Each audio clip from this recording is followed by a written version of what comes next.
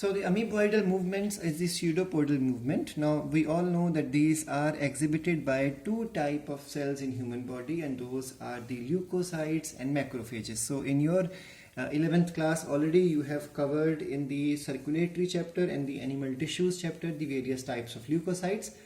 So we all know leukocytes are amoeboidal in nature. They are able to squeeze through the walls of the capillaries, and they move from place to place so that they can provide maximum defense to the human body.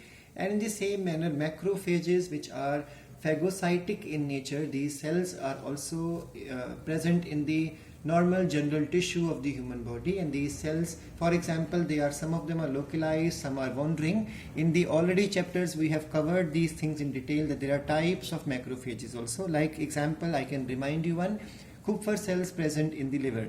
So these cells are able to exhibit amoeboidal movement. We all know pseudopodia is the structure developed by these cells, and we all know pseudopodia develops because of the changing shape. So that's why these cells will never have a particular shape.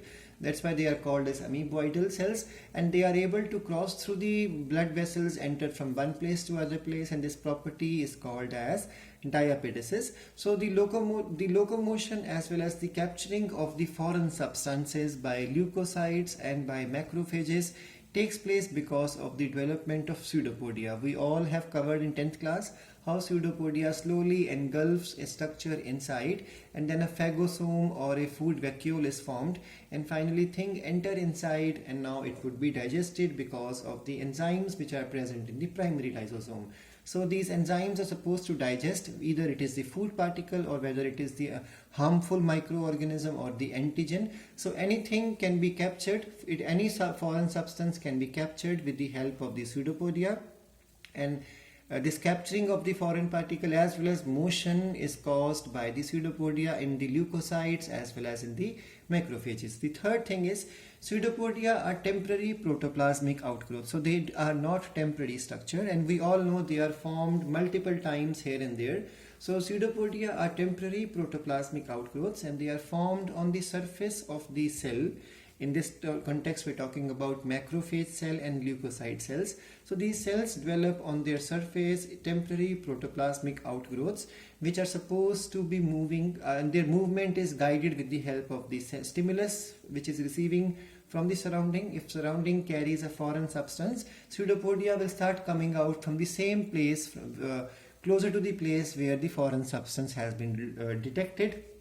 So the free surface will start developing these outgrowths. This happens because of the cytoplasmic streaming of the cytoplasm, and this cytoplasmic streaming as well as the soul and gel, the solid portion, the liquid portion is called soul, and the slightly solidified or gel type of structure is called as the gel. So solid gel changes are responsible for the pseudopodia formation, and the main cytoskeleton component which is involved in making and to form and to withdraw the pseudopodia happens because of a cytoskeleton component called as the microfilament. So microfilaments are involved. Cytoskeletal elements like microfilament are involved in the amoeboidal movements, and therefore there is no fixed shape possible in the leukocytes as well as in the macrophages. The second type of movement which is not discussed in the NCERT is the cytoplasmic streaming. We all know it is also called as cyclosis. In the circulatory chapter we have already covered this portion. So let me quickly go through two of the main lines. That cytoplasmic streaming or the cyclosis helps in the distribution of the material within the cell as well as in the pseudopodia formation. We already covered this, that forming a pseudopodia is only possible when microfilaments are directed towards a particular direction, and then soul and gel changes are involved. So for all these type of activities to take place, protoplasmic streaming or cytoplasmic streaming is an important process. So it helps in the distribution of material when gases have to be homogenized, or when components or good components are supposed to be distributed homogeneously, and when waste has to be circulated out. So for all these things, distribution of material is an important thing. And then continuous motion of cytoplasm is always there in the eukaryotic cells. So eukaryotic cells are able to show cytoplasmic streaming always. The cells are always in this motion, and we have already covered in the circulatory chapter that because animal cells carry many vacuoles inside the mature animal cell, so the cytoplasmic streaming is supposed to be moving, is the movement of the cytoplasm all around huge number of but small sizes of vacuoles. The next type of the movement possible in the human body is the ciliary movement, which is explained in the NCRT in few lines.